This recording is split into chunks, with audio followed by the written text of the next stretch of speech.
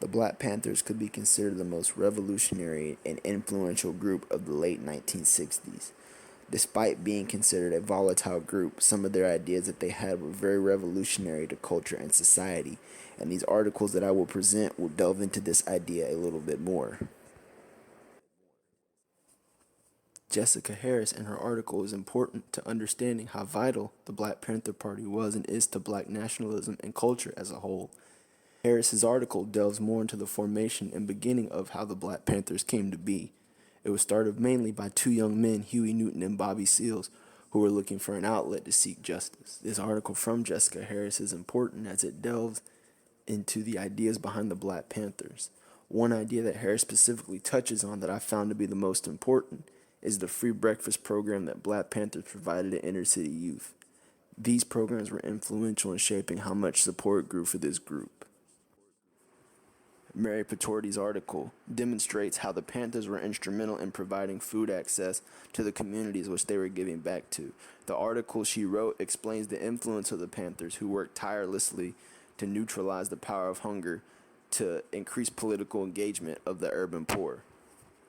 The fact that I found the most interesting was just how much that the churches in the California area supported this free breakfast program. Catholic congregations, for example, hosted early programs in Oakland, San Francisco, and Los Angeles. This article is almost a companion to Jessica Harris's article because they both speak on the free breakfast programs.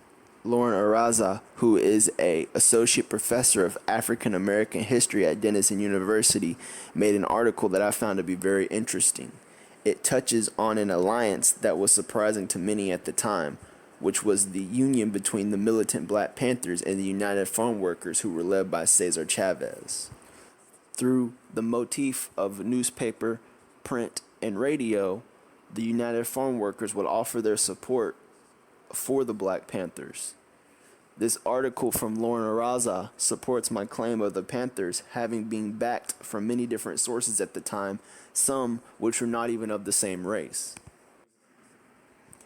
Charles Jones in his article goes into further detail on the history of the Panthers and what put them into the consciousness of the media. Charles E. Jones starts his article by discussing how the Black Panther Party was one of several organizations claiming repression at the hands of government officials. Charles Jones, in his lengthy article, mainly focuses on the event of the shootout between the Black Panther Party and the California State Police. This event and the subsequent trial were one of the catalysts for putting the Black Panthers in the spotlight of the media, which in turn grew their popularity.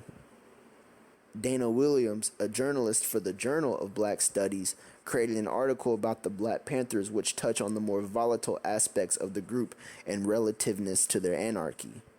Black anarchism, in Williams' opinion, is resistant to the influence and intervention of so-called leaders, even if only charismatic authority figures. Some of the anarchists who splintered off believed that having leaders such as Huey Newton and Bobby Seals made the group revolve around them and the posturing rather than the individual.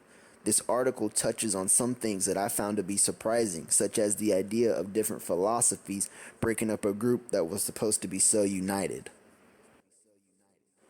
Theodore Brown, a professor of public health at the University of Rochester, created an article that I found to be very interesting.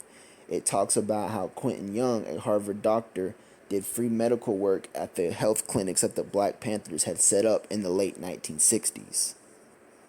Brown's article states that the medical clinics were used as a tactical and survival strategy. The members would shack up at the clinics to stay out of the sight of law enforcement, set up meetings, and build a strong political base. Quentin Young's partnership with the clinics were able to establish backing and legitimacy for the Black Panthers. The article from Mary Bassett is an expansion of the earlier one that I spoke about from Theodore Brown. It talks about how the Black Panther Party wanted free health care for not only just black people, but any oppressed people who were in the communities that they lived in. They started doing this by setting up free non-corporate healthcare clinics across the country, eventually opening 13. My next article from Mary Phillips, who is in the field of women's studies, expands on the unfair justice system that Black Panthers faced. In 1971, Black Panther Party members Erica Huggins and Bobby Seale were tried for kidnapping, murder, and conspiracy. This came under suspicion from members of the community who felt this was a coordinated attack to stifle the leaders.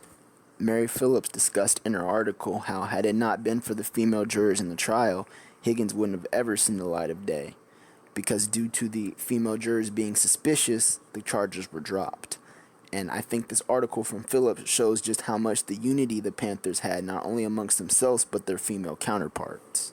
Jonina M. Abron, who is a women's journalist who studied African American history, talks about the effect the underground press had for the Black Panthers in their anti-war effort. One instance where the underground press became an influence was in the death of fellow Black Panther George Jackson. George Jackson would routinely make foretelling statements about his predicament in prison. He believed that he did not expect to leave alive because of his organizing of black inmates. The truth was never exactly revealed, but due to the black press and the underground press spreading the word, it became a well-known topic amongst many in the black community. This article from Corinne Garcha explains how the Panthers turned the home and family unit into a form of organizing for the party. Garcha's article was very helpful to peeling back the curtain and showing the Black Panthers in their living quarters. It also shows how easily they could influence society, because since they were so mobile, they could pop up anywhere and influence others to join their cause at the time. So to conclude, as my articles have corroborated, I would believe that the Black Panthers were very influential on culture and society, whether it be their free breakfast program, health care for all, or their radical ideas. They proved to be very monumental in the shifting of society and culture. Thank you.